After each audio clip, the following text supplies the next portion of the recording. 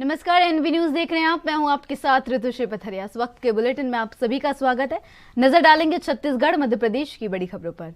छत्तीसगढ़ में विधानसभा चुनाव में महज 190 दिन शेष है। ऐसे में सभी राजनीतिक पार्टियां अपने आप को मजबूत करने के लिए राजनीतिक रणनीति तैयार करने में जुटी हुई है। इसी क्रम में छत्तीसगढ़ कांग्रेस के प्रदेश प्रभारी कुमारी शैलजा के साथ बैठकों का दौर भी जारी है। इस पर मुख्यमंत्री भूपेश बघेल ने कहा कि चुनाव की तैयारियों को लेकर बैठक में चर्चा की गई। इस बैठक में राजनीतिक चर्चाएं भी की और मंत्रियों ने अपने विभागों को लेकर बातचीत भी हुई। सीएम भूपेश बघेल ने कर्नाटक चुनाव के एग्जिट पोल पर कहा कि भारतीय जनता पार्टी के 40% कमीशन वाली सरकार जा रही है और कांग्रेस भारी बहुमत के साथ कर्नाटक में आ रही है।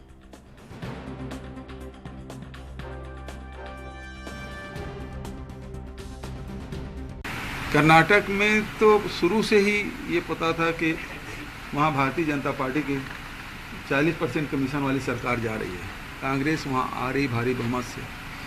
और अभी अब जिस प्रकार से एग्जिट पोल के भी रिपोर्ट आ रहे हैं, तो जो पहले जो खबरें आ रही थी उसी को वो मुहर लगा रहे हैं कि ये होने जा रहा है। इस पे भाजपा का कहना है, अरुण साहू का। छत्तीसगढ़ की राजधानी रायपुर में मुख्यमंत्री भूपेश बघेल ने प्रेस वार्ता को संबोधित किया। इस दौरान भूपेश बघेल ने ईडी की कार्रवाई को लेकर निशाना साधा है। उन्होंने कहा कि राज्य में ईडी पुलिस की तरह कार्य कर रही है और इसके साथ ही उन्होंने भेंट मुलाकात को लेकर भी बयान दिया। सुनिए उन्होंने क्या कुछ कहा। उन्हें राजसात करना और दोषियों को सजा दिलाना। हमारे राज्य में तो ईडी के अधिकारी पुलिस की तरह मूल अपराध में विवेचना कर रहे हैं। ईडी का यह कार्य संघीय ढांचे के मूल भावना के विपरीत है। ईडी के अधिकारियों द्वारा की जा रही समस्त अवैधानिक कार्रवाई के विरुद्ध विधिवेत्ताओं से हम सलाह मशवरा कर रहे हैं और शीघ्र ही समुचित कार्रवाई इसके खिलाफ करेंगे। तो मैं जयपुर भी गया हूँ और चांपा जांजगीर गया हूँ, राजनांद गया हूँ, कुरूद गया हूँ। ये जीते थे उतने अच्छे ना, ज़्यादा तो है नहीं है।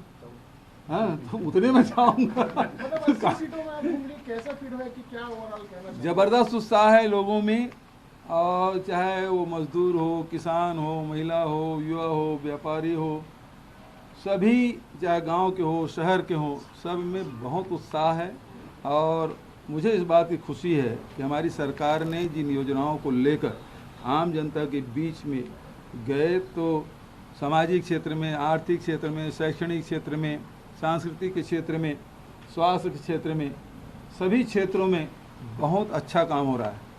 अभी प्रदेश में कहीं भी जाति प्रमाण पत्र की शिकायत नहीं मिल रही। बंटवारा बटांकन की बात, अब वो शिकायतें नहीं आ रही हैं। हेल्थ के जो इश्यूज़ हैं उसमें कोई शिकायत नहीं आ रही है। उसी प्रकार से जितने अब नए जो हम लोग नवाचार किए हैं, चाहे गौठान की बात हो, चाहे रूरल इंडस्ट्रियल पार्क की बात हो, उसमें भारी उत्साह लोगों में देखने को मिल रहा है। और शिक्षा जगत में जो अभी स्वामी आत्मानंद अंग्रेजी स्कूल जो खोले हैं, उसका बड़ा अच्छा प्रभाव दिखाई दे रहा है। बच्चों को हेलीकॉप्टर सैर कराने की बात फिर से बिल्कुल बिल्कुल कराएंगे। बैठक भी दिन भर चला है, रात को मुख्यमंत्री निवास में बैठक। देखिए, चुनाव है तो चुनाव की तैयारी भी होगी, तो मंत्रियों से भी अलग अलग बात की गई कि अपने अपने विभाग में हम लोग किस प्रकार से काम किए हैं, उसका कैसे किस प्रकार से लाभ जनता को मिल रहा है। तो ये सब बातें हैं। कुछ राजनीतिक चर्चा भी हुई है, कुछ विभागों की चर्चा हुई। तो मंत्री तो अपने विभाग के बारे में बताएंगे। छत्तीसगढ़ के स्वास्थ्य मंत्री टीएस सिंहदेव ने आज अपने एक दिवसीय प्रवास पर राजनांदगांव के दौरे पर थे, जहां वे राजनांदगांव शहर स्थित जैन बगीचा में एक निजी कार्यक्रम में शामिल हुए। राजनांदगांव पहुंचे स्वास्थ्य मंत्री के साथ जिला कांग्रेस कमेटी के अध्यक्ष कुलबीर छाबड़ा और बड़ी संख्या में कार्यकर्ता भी उपस्थित थे। वहीं मीडिया से चर्चा करते हुए स्वास्थ्य मंत्री ने कर्नाटक चुनाव और छत्तीसगढ़ राज्य में होने वाले आगामी विधानसभा चुनाव में कांग्रेस के सीएम के चेहरे पर भी बयान दिया।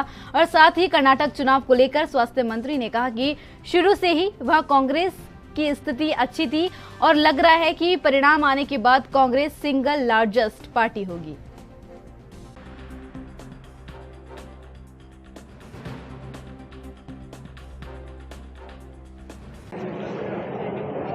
नरेश जी मेरे प्रिय साथी हैं और के बड़े भाई के निधन की जानकारी पे आज सभा थी, उसमें शामिल होने के लिए मैं आया।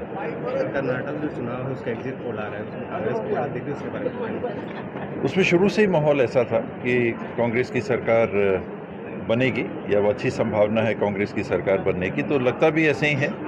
एग्जिट पोल भी जो दिखा रहा है, हालांकि वो एग्जैक्ट नहीं होता, लेकिन लगता है कि कांग्रेस को बहुमत तो मिलेगा। सिंगल लार्जेस्ट पार्टी कांग्रेस तो जरूर होगी।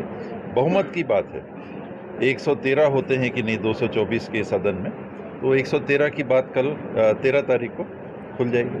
सर, कांग्रेस शासन में भी भ्रष्टाचार जो है वो खत्म होने का नाम नहीं ले रहा है। एक विधायक को अपना मंगलसूत्र उतार के देना पड़ा है।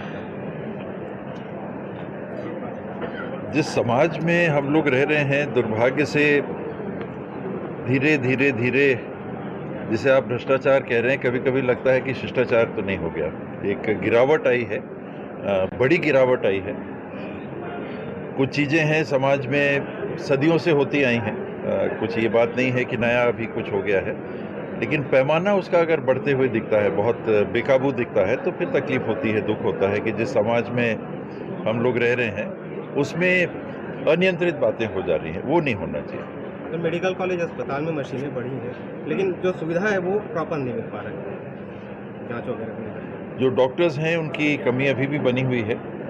सरकारी अमले में शामिल करने की काफ़ी हम लोग कोशिश करते हैं, लेकिन दिक्कत हो रही है।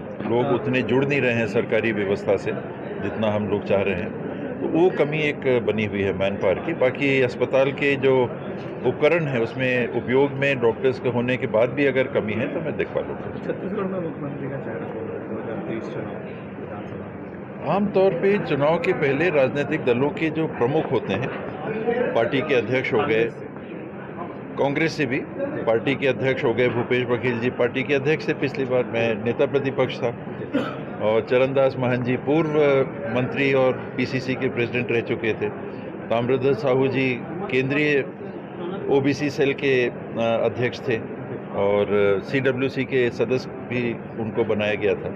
तो ये 4 लोगों का चेहरा सामने आया था चुनाव के बाद।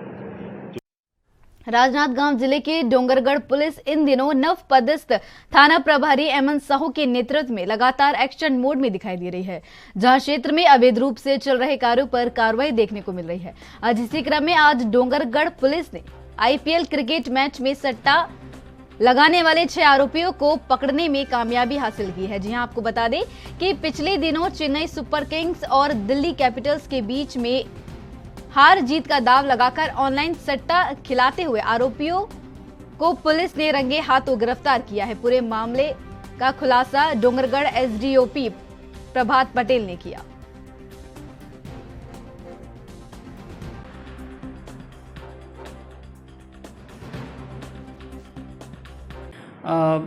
श्रीमान पुलिस अधीक्षक महोदय के द्वारा दिशा निर्देश दिया जा रहा था कि अवैध जुआ सट्टा शराब पे लगातार कार्रवाई करनी है। इनके निर्देशन पर ही एक सूचना मिली कि दिनांक 10 मई 2023 को प्रज्ञागिरी के मुर्गी फार्म में जो है कुछ लोग सट्टा खिला रहे हैं। सूचना को तस्दीक करते हुए थाना प्रभारी के द्वारा टीम बनाया गया और जगह पर रेड की कार्रवाई की गई। रेड में जो है 6 आरोपी पकड़ाए और उनके पास से 50,000 नगद, 13 मोबाइल, 1 लैपटॉप और 3 वाईफाई के कनेक्शन प्राप्त हुए। 6 आरोपियों को जुआ अधिनियम की धारा 4, 6 और 7 के तहत विधिवत गिरफ्तार किया गया है और गिरफ्तार करने के पश्चात माननीय न्यायालय भेजने की कार्रवाई की जा रही है। कोंडागांव जिले के अंदरूनी ग्राम ईसलनार में थाना कोंडागांव द्वारा चलित थाना लगाकर कम्युनिटी पुलिसिंग का आयोजन किया गया। चलित थाना के दौरान एसपी कोंडागांव दिव्यांग पटेल ने भी ग्राम ईसलनार में पहुंचकर ग्रामीणों से उनका हालचाल जाना। वह एसपी ने जनता और पुलिस के अच्छे तालमेल की सराहना करते हुए ईसलनार क्षेत्र के युवा और बच्चों को पुलिस में भर्ती होने के लिए प्रेरित किया और साथ ही ग्रामीणों को कोई भी समस्या होने पर बेझिझक थाना जाने के लिए प्रेरित किया। इस दौरान महिलाओं और बच्चों के खिलाफ अपराध की रोकथाम पर भी चर्चा की गई। महिलाओं और बच्चों को उन पर घटित अपराधों, महिलाओं को उनके अधिकार, संरक्षण, साइबर सुरक्षा और शिक्षा के संबंध में जानकारी दी गई। अंदरूनी क्षेत्र के ग्राम ग्रामीण एसपी से मिलकर प्रसन्न हुए और स्कूली बच्चे और युवाओं ने भी पुलिस के कार्यक्रम में बढ़ चढ़कर हिस्सा लिया।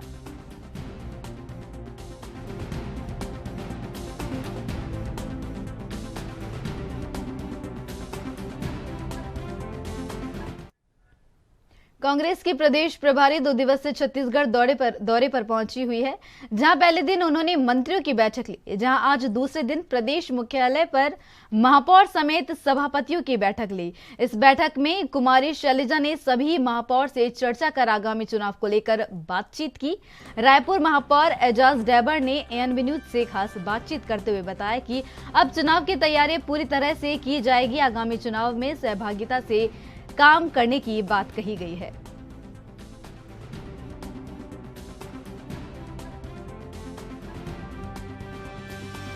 छत्तीसगढ़ में महज विधानसभा चुनाव 190 दिन शेष है। ऐसे में सभी राजनीतिक पार्टी अपने अपने चुनाव तैयारियों को लगी हुई है, रणनीतियाँ तैयार करी। हमारे साथ इस वक्त मौजूद है महापौर एजाज डैबर। आज कांग्रेस की ओर से कुमारी शैलजा जो प्रदेश प्रभारी है, महापौर और सभापतियों की बैठक ली है। किस तरह से देखते क्या कुछ संदेश देखने को मिला उसमें? देखिए, संदेश नहीं, सीधा निर्देश था कि आप लोगों को चुनाव प्रचार में भिड़ जाना है। चुनावी मोड आ गया है और समय बहुत कम है। आपको ज़मीनी स्तर पर उतर के काम करना पड़ेगा और सबसे बड़ी बात है सबके साथ 1 to 1 होना पड़ेगा। महापौर पद को त्याग करके अभी आपको कार्यकर्ता बन के रूप में लोगों के बीच में जाके काम करना पड़ेगा। ये उनके दिशा निर्देश है और इसका हम सशर्त पालन करेंगे। और मुझे लगता है कि जो दिशा निर्देश मिले हैं पार्टी की तरफ से, उसका सशर्त हम पालन के लिए तत्पर हैं, करेंगे भी। और ये भी कहा गया है कि आपने क्या क्या किया, इसकी एक वापस भी एक बैठक होगी, समीक्षा बैठक होगी, जिसमें आपको बताना पड़ेगा कि आपने क्या क्या काम अभी उस समय में किया। जो हमने कहा, कोऑर्डिनेशन बनाओ, कार्यकर्ताओं से कोऑर्डिनेशन बनाओ, सरकार की योजना को पब्लिक तक पहुंचाओ, जनता तक पहुंचाओ। जो सरकार की योजना है, जैसे 2 हमारी बहुत प्रमुख योजना है, हमारी मुख्यमंत्री श्रम साहस योजना, स्वामी आत्मानंद स्कूल की योजना, तो ये योजना को जनता तक पहुँचाने के लिए यहाँ से दिशा निर्देश मिले। सर, इस क्षेत्र में किस तरीके से प्लानिंग रहेगा, क्योंकि लगातार जिस तरीके से आपने कहा कि जो मैसेज है वो शहर क्षेत्र से जाता है, तो ऐसे में आप राजधानी रायपुर के महापौर हैं, क्या कुछ विजन रहेगा ऐसे में? देखिए, मैं फिर से इस बात को बोल रहा हूँ, मैसेज शहर से ही जाता है। तो जो हमारे मैनिफेस्टो बनेंगे, मैनिफेस्टो में सिर्फ गांव से बनता है, गांव के लिए बनती योजना, शहर के लिए कुछ नहीं दिखाई देता। तो मैंने कहा कि शहर के लिए भी योजनाओं को उसमें सम्मिलित किया जाए। लगातार रायपुर एक बार फिर से नए तरीके से अपने नए काम से प्रदेश भर में चर्चा का विषय बनी हुई है। क्या कुछ लगता है इनका इम्पैक्टफुल जिस तरीके से चुनाव में देखने मिलेगा, राजधानी रायपुर की बात करें, प्रदेश की बात करें, किस तरीके से देखते हैं कितना कारगर होगा? देखिए, आप इस बात को मानते हैं कि शहर राजधानी का स्वरूप तो लिया, रायपुर में काम तो हुआ। ये बात अलग है कि वो मेंटेन नहीं मेंटेन हो रहा है, नहीं हो रहा है, ये एक अलग विषय है, ये भी एक। मगर हमने शहर के लोगों के लिए काम तो किया। मुझे लगता है कि ज़रूर इसका मैसेज शहर की जनता तक जाएगा, शहर के जो हमारे वोटर हैं वहाँ तक जाएगा। खासकर जो 18 साल से 30 साल के लोग जो हमारे वोटर हैं, उन लोगों में सबसे ज़्यादा इफेक्ट होगा। और आप देख लीजिएगा, जब वोट होंगे, चुनाव होगा, तो आप देख लीजिएगा सबसे ज़्यादा वोट कांग्रेस को 18 साल से 30 साल के लोग देंगे। ठीक है, तो ये थे राजधानी रायपुर के महापौर एजाज डैबर, जिनसे हमने बातचीत किया। उनको साफ तौर पर कहने की चुनावी तैयारी चल रही है और जो बैठक थी उसमें बल्कि संदेश नहीं, निर्देश मिला है। छत्तीसगढ़ में ईडी ने कई बड़े अफसर और कांग्रेस के विधायकों समेत नेताओं की संपत्ति को सीज कर लिया है। इसे लेकर कांग्रेस के संचार विभाग प्रमुख सुशील आनंद शुक्ला ने कहा कि इस कार्रवाई से बीजेपी के नेता ज्यादा ना उछले। ईडी की यह कार्रवाई या उनके अफसर आपको चुनाव में वोट नहीं दिलवाएंगे। सुशील आनंद शुक्ला ने कहा कि छत्तीसगढ़ में बीजेपी अब रसातल में पहुंच चुकी है। उन्हें इस बुलावे में नहीं रहना चाहिए कि वह कांग्रेस का मुकाबला कर पाएगी। छत्तीसगढ़ की जनता अब समझ चुकी है कि ईडी की कार्रवाई बीजेपी के राजनीतिक बदले की कार्रवाई का हिस्सा है। यह सब केवल राज्य सरकार को बदनाम करने की साजिश है। उन्होंने कहा कि विपक्षी नेता मुख्यमंत्री भूपेश बघेल द्वारा चलाई जा रही जन कल्याणकारी योजनाओं का राजनीतिक रूप से मुकाबला नहीं कर पा रहे हैं, तो केंद्र की बीजेपी सरकार मुख्यमंत्री और सरकार की छवि को खराब करने के लिए छत्तीसगढ़ में केंद्रीय एजेंसियों का दुरुपयोग करने में लगी हुई है।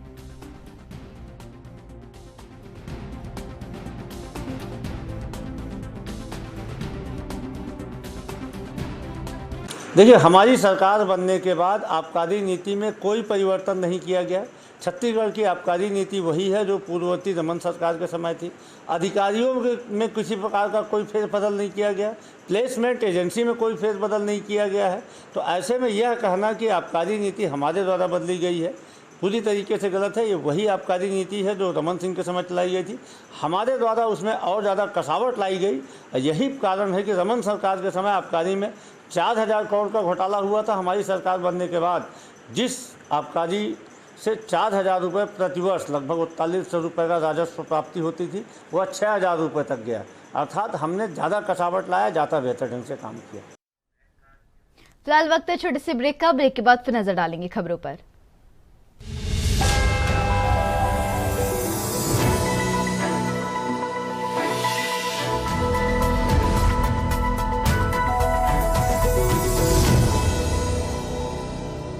ब्रेक के बाद आप सभी का फिर से स्वागत है। नजर डालेंगे खबरों पर। लंबे समय से दुकान का किराया नहीं देने की शिकायत को लेकर पहुंचे ब्लॉक कांग्रेस कमेटी अध्यक्ष लोकेश वर्मा वंशी पटेल पर किराएदार के लड़के ने धारदार हथियार से हमला कर दिया। यह हमला उस वक्त हुआ जब बुधवार की रात्रि लगभग 9:30 बजे टीआई के कक्ष में किराए के मामले को लेकर दोनों पक्षों की आपस में बातचीत हो रही थी। उस वक्त बेमित्रा एसडीओपी मनोज तिर्की भी वहां मौजूद थे। प्राप्त जानकारी के अनुसार कांग्रेस भवन की बिल्डिंग में बेमित्रा निवासी पन्नालाल तिवारी द्वारा एक दुकान किराए पर लेकर चलाई जा रही है। मामले पर लोकेश वर्मा का कहना है कि पन्नालाल तिवारी का 2.5 साल का किराया बकाया है, जिसे मांगने के लिए गया हुआ था। इसी वक्त विवाद हो गया।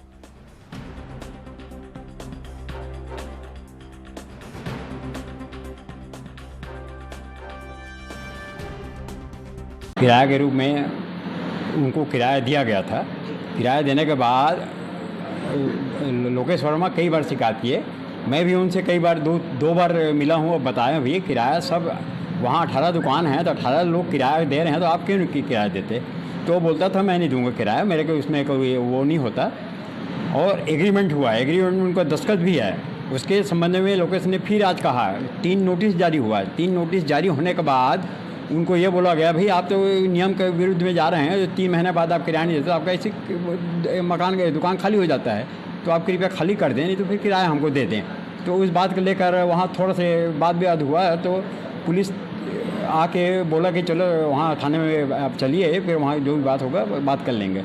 तो यहाँ थाने में आने के बाद थाने में हम लोग अंदर बैठे थे, थानेदार और एसडीपी साहब भी थे। तो उनका कहना है कि बोले कि ठीक है हम बात कर लेते हैं दाऊ जी और उनको समझा देते हैं। यहाँ ब्लॉक कांग्रेस कमेटी का भवन है जिसमें किराएदार के रूप में पन्नालाल तिवारी जिनका दुकान भी है और वो विगत 2.5 सालों से उसका किराया दे नहीं रहा था। उसको लेकर के हम लोग उनसे किराए के लिए बोलने गए थे। उस पर वाद विवाद की स्थिति आई तो हम लोग थाने आए और रिपोर्ट दर्ज कराने आए हुए थे। उस बीच उसका पन्नालाल तिवारी का बड़ा लड़का आशीष तिवारी जो हंसिया लेकर और थाना प्रभारी के चेंबर में घुसकर एसपी साहब और टीआई साहब के समक्ष एसडीओपी के समक्ष हम लोग के ऊपर जानलेवा, मेरे ऊपर जानलेवा हमला किया। किराए के विवाद को लेकर के 2 पक्षों में विवाद हो रहा है कांग्रेस कार्यालय के पास, जिसमें पुलिस पेट्रोलिंग मौके पर पहुंची और दोनों पक्षों को शांत कराया गया और दोनों पक्षों को थाना में आने की हिदायत दी गई, जहां पर थाने में आकर के थाना प्रभारी और मेरे द्वारा दोनों पक्षों से बातचीत करके विवाद का निराकरण कराया जा रहा था। इसी दौरान अचानक आशीष तिवारी आया जो कक्ष में बैठे सभी लोगों से पूर्व परिचित था, इसीलिए उसे आने दिया गया और अप्रत्याशित तरीके से उसने लोकेश वर्मा पर हाथ उठा दिया। इस दौरान मेरे द्वारा बीच बचाव करते हुए उसे पकड़ा गया और वह अपने पास एक धारदार हथियार रखा था। जगदलपुर में खाद्य सुरक्षा मानक अधिनियम के तहत बड़ी कार्रवाई करते हुए अपर कलेक्टर ने 18 लाख रुपए का जुर्माना लगाया है। बस्तर डेयरी फार्म पर 5 लाख का जुर्माना लगाया गया है। अपर कलेक्टर हरीश मंडावी ने जानकारी देते हुए बताया कि बस्तर डेयरी फार्म के दुग्ध उत्पादों में फैक्ट की मात्रा ज्यादा पाई गई थी। दोनों ही पक्षों को सुनने के बाद अपर कलेक्टर ने जुर्माने की कार्रवाई की है। वहीं दूसरे मामले में जैन स्वीट्स पर 5 लाख रुपए का जुर्माना लगाया गया है। जी हां, जैन स्वीट्स दुकान की रसगुल्ला अमानक में पाए गए थे। लैब टेस्ट की रिपोर्ट के बाद यह कार्रवाई की गई है। वहीं तीसरे मामले में सर्वोत्तम gold refined rice brand oil निर्माता फर्म पर 5 लाख और विक्रेता पर 3 लाख रुपए का जुर्माना अपर कलेक्टर ने लगाया है।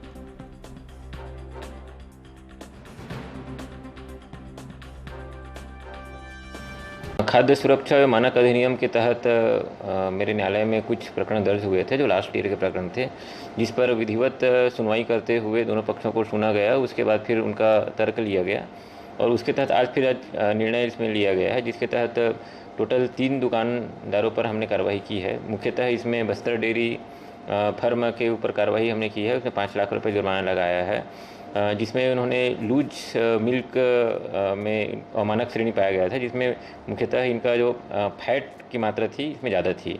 ये इस बेस पर उनका केस दर्ज हुआ था और उस पर हमने 5 लाख रुपये जुर्माना लगाया है। सेकेंडरी जो है, जो अपने जैन स्वीट्स है, इस पर 5 लाख रुपये का जुर्माना लगाया है। इन्होंने जो रसगुल्ला जो उस समय जो बेच रहे थे, उस रसगुल्ला में अमानक श्रेणी के रूप में रसगुल्ला था, इसका लैब टेस्ट हुआ था। लैब टेस्ट की जो रिपोर्ट में ये अमानक की श्रेणी में आ गया था, इसका भी विधिवत सुनवाई किया गया। सुनवाई के बाद फिर तर्क सुनने के बाद फिर इस पर कार्रवाई किया गया। तीसरा जो है, एक ऑयल के ऊपर हमने लगाया है, सर्वोत्तम gold refined rice brand oil है, जिसके हमने निर्माता फर्म के ऊपर हमने लगाया है 5 लाख रुपये का, और साथ में जो यहाँ जो विक्रेता थे उसके ऊपर हमने 3 लाख रुपये लगाया है। टोटल इस प्रकार से टोटल तीनों फर्म मिला के हमने 18 लाख रुपये का कोर्ट के माध्यम से जुर्माना लगाया है और इनको तत्काल इस राशि को अदा करने के लिए हमने आदेशित किया है। और साथ में यह भी एक प्रकार से एक देखा जाए तो एक मैसेज है कि जहाँ भी इस प्रकार की गलत यदि हो रहा है तो वहाँ खाद्य सुरक्षा टीम के अधिकारी वहाँ जाएंगे और फिर जाने के बाद फिर विधिवत उसका सैंपल लेने के बाद फिर विधिवत मेरे कोर्ट में मामला चलेगा। और मेरे साथ बुलेटिन में बस इतना ही। देश विदेश की तमाम और अहम बड़ी खबरों के लिए बने रहिए ANB न्यूज़ पर। नमस्कार।